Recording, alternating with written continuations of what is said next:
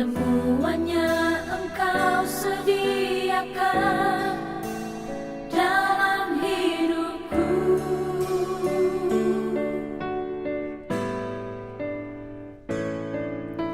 Tiada dapat aku mengukurnya, tiada dapat aku menghitungnya. Kebesaran kasih-Mu ya Tuhan yang Kau berikan.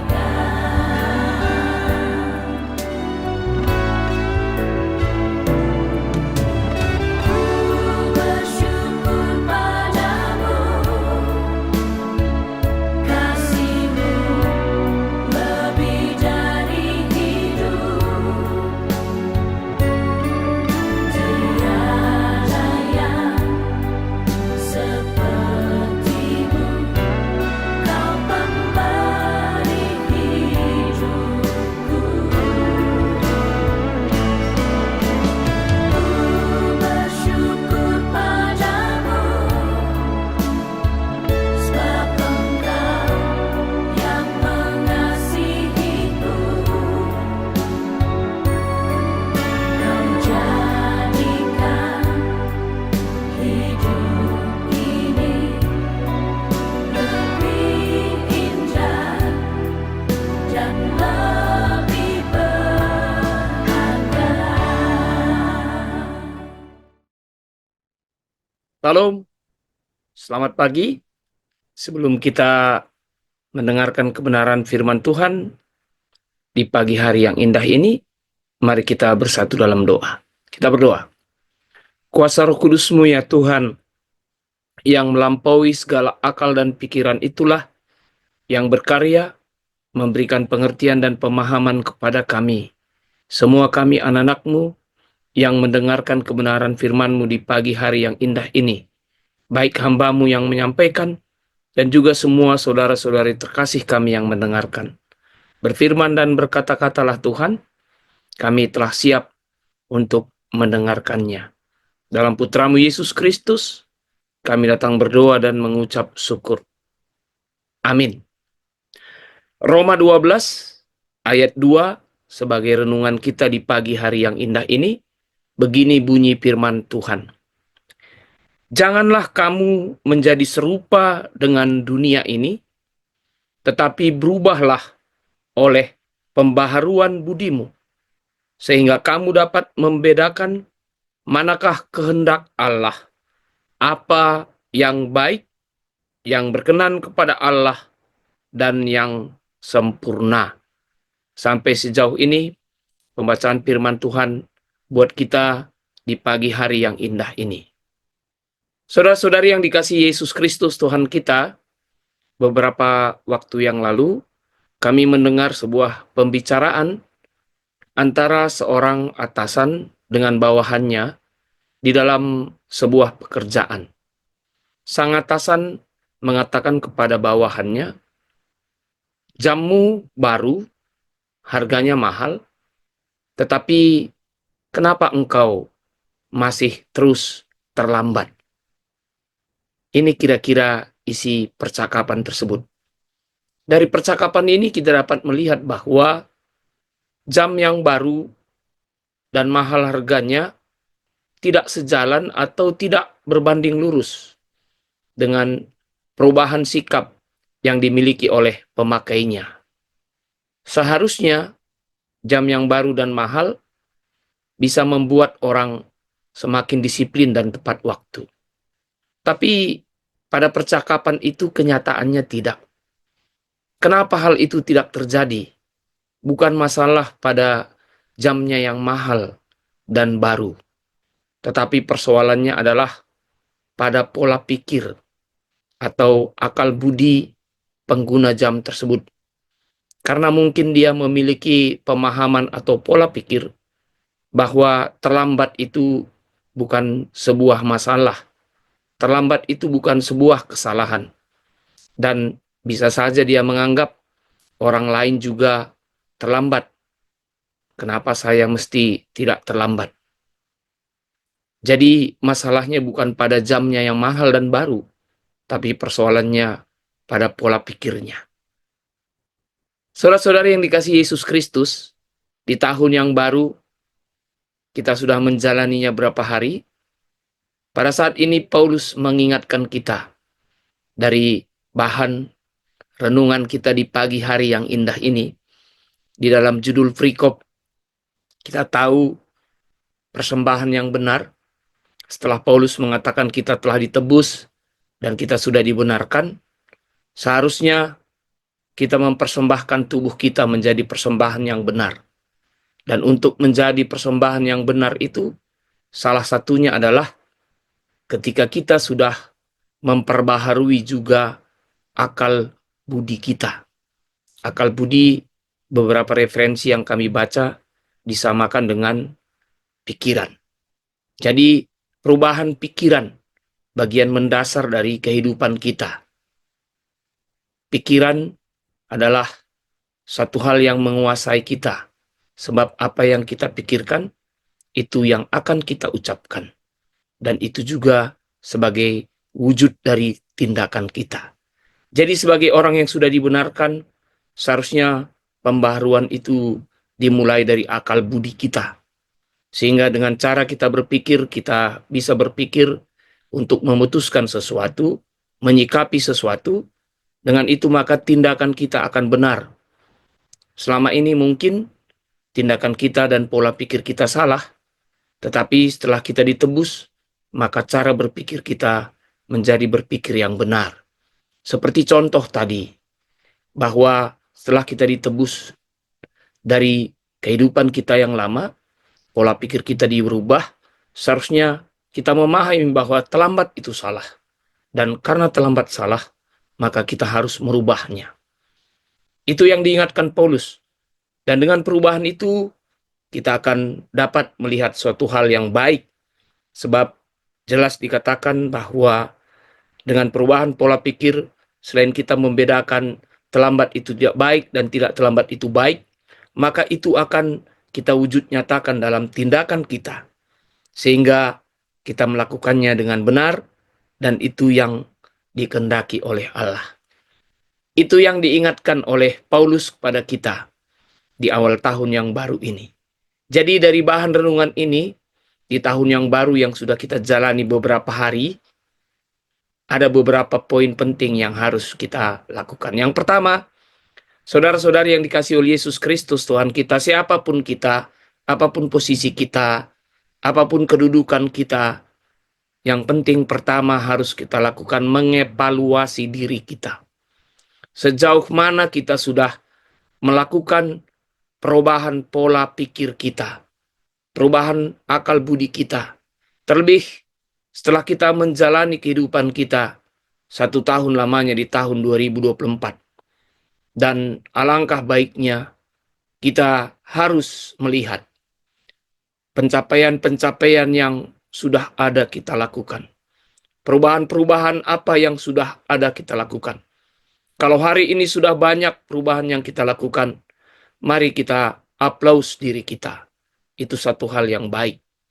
Dan kalau belum, tentu hari ini kita diingatkan juga supaya apa yang diberikan Tuhan, seperti yang memakai jam baru yang mahal tadi, kalau kita tidak sikapi dan kita tidak lakukan perubahan, maka tahun yang baru yang akan kita terima juga, waktu-waktu yang diberikan akan berjalan dengan sia-sia.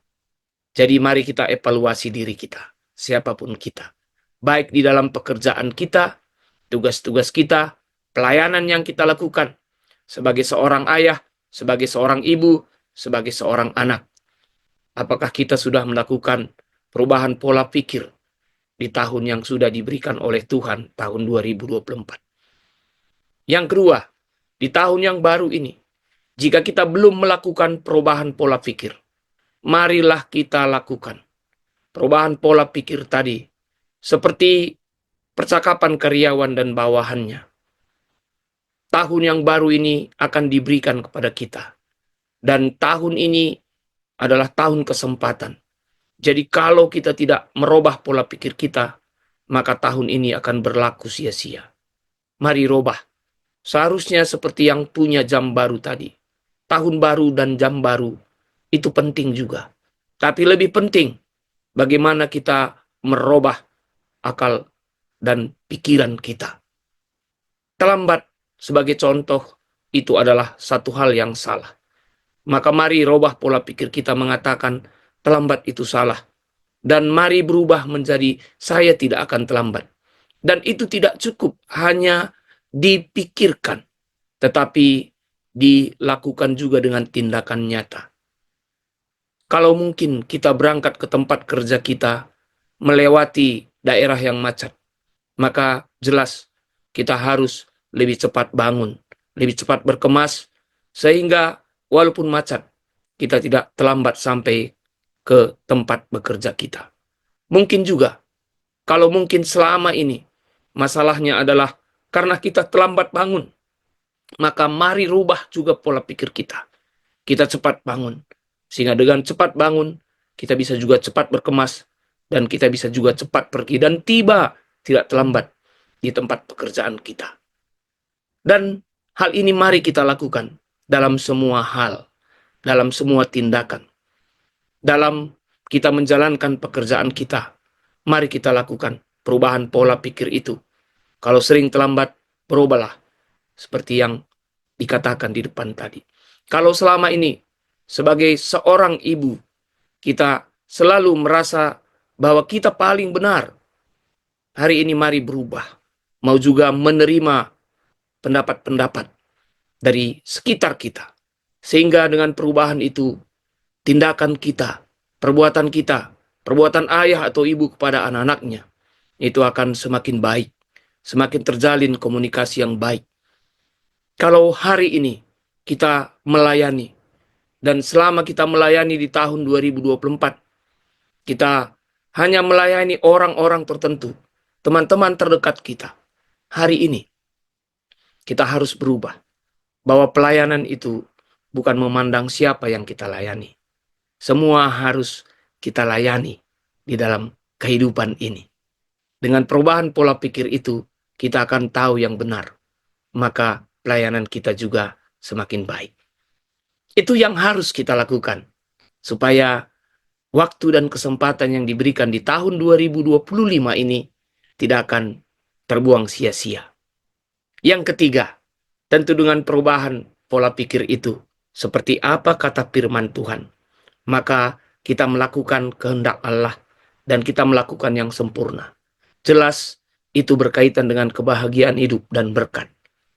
Kita akan menjadi berkat bagi orang lain, dan orang lain juga akan merasakan berkat yang kita lakukan.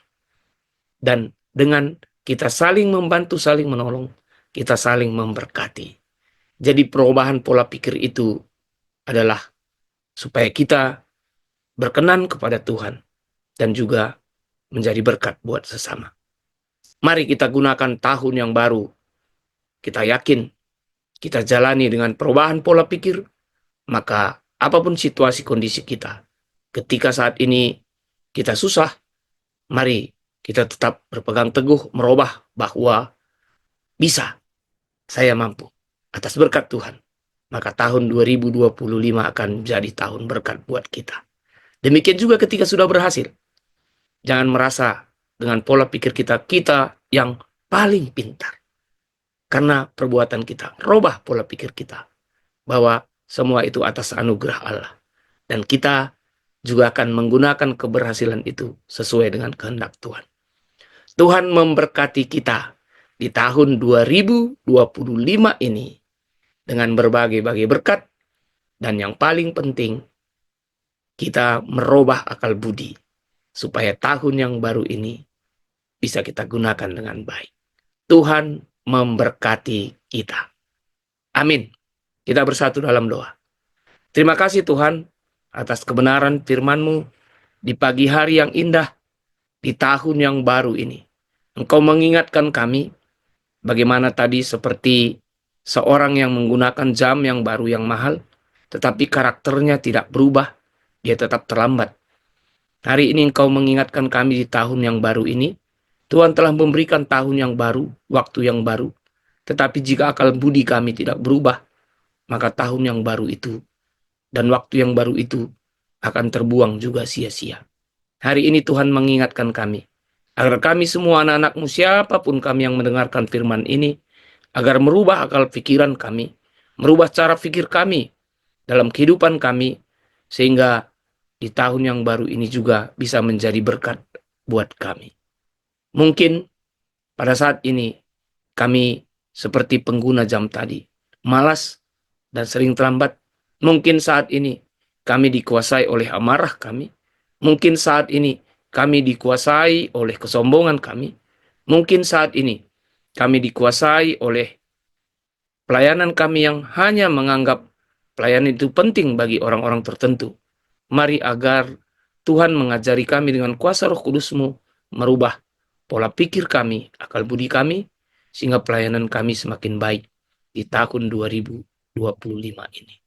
Bapak yang baik, pada saat ini juga kami berdoa buat semua pelayan KKR di tengah-tengah gerejamu, baik dari tingkat sinode, tingkat klasis, dan juga di Runggun. Berikan hikmat semua kepada pelayan-pelayan KKR kami, sehingga di tahun 2025 ini juga mereka dapat melayani lebih baik, mempersiapkan semua anak-anak kami yang kami kasihi, anak-anak kami KKR generasi penerus gerejamu. Anak-anak kami juga ajari untuk mampu dapat bekerja sama dengan semua guru-guru KKR kami dan pengurus, dan juga dengan gereja kami, baik tingkat sinode, klasis, dan juga Runggun, mampu memfasilitasi, sehingga dari proses pengajaran kebaktian anak dan kebaktian remaja di tengah gereja kami, bertumbuh iman anak-anak kami yang dapat menjadi berkat kelak. Kami menyerahkan semua ini ke dalam tangan pengasihan-Mu. Pada hari ini juga Tuhan, Engkau memberkati kami di hari yang baru ini, di tahun yang baru ini, dengan semangat yang baru. Setelah kami mendengarkan renungan-Mu, kami akan melakukan aktivitas kami. Tuhan memberkati kami. Ini doa kami Bapa, kami panjatkan kepadamu dalam satu nama, Putramu Yesus Kristus, yang telah mengajari kami mengucapkan doa Bapa kami. Bapa kami yang di sorga, dikuduskanlah namamu, datanglah kerajaanmu, jadilah kehendak-Mu di bumi seperti di sorga.